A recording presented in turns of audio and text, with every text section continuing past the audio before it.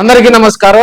జనసేన పార్టీలో యాక్టివ్ గా ఉన్నటువంటి ప్రకాశం జిల్లా జనసేన పార్టీ అధ్యక్షులు షేక్ రియాజ్ కు ఉడా చైర్మన్ పదవి వరించింది.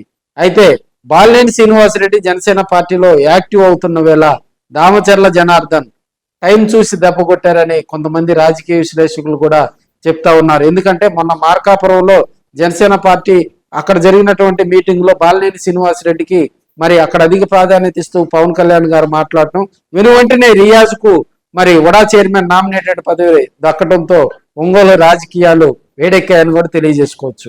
మరి రాష్ట్ర ప్రభుత్వం నుంచి కూడా ఉత్తర్వులు అందాయి.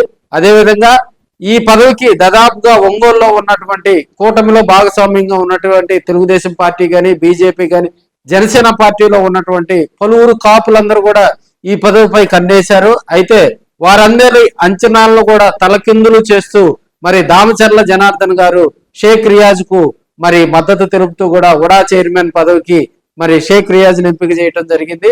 ఆయనకు ఈ పదవి రావడం పట్ల జనసేన పార్టీలో ఉన్నటువంటి యాక్టివ్ గా ఉన్నటువంటి నాయకులు కార్యకర్తలందరూ కూడా షేక్ రియాజ్ కు శుభాకాంక్షలు తెలియజేస్తున్నారని కూడా మనం తెలియజేసుకోవచ్చు.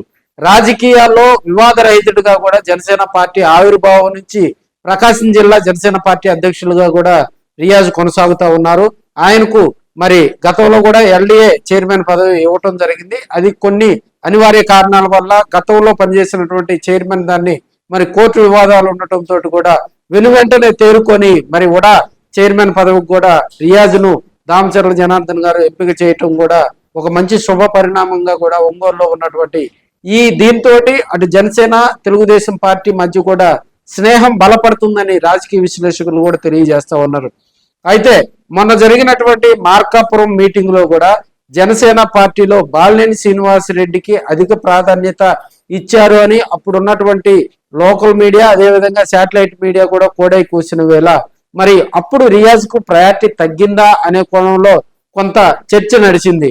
అయితే వాటి అంచనాలను తలకిందులు చేస్తూ ఉడా చైర్మన్ పదవి రియాజ్ కు అప్పచెప్పడంతో బాలినేనికి చెక్కు పట్టినట్లేనా అనే కోణంలో కూడా ప్రజలందరూ చర్చించుకుంటా ఉన్నారు.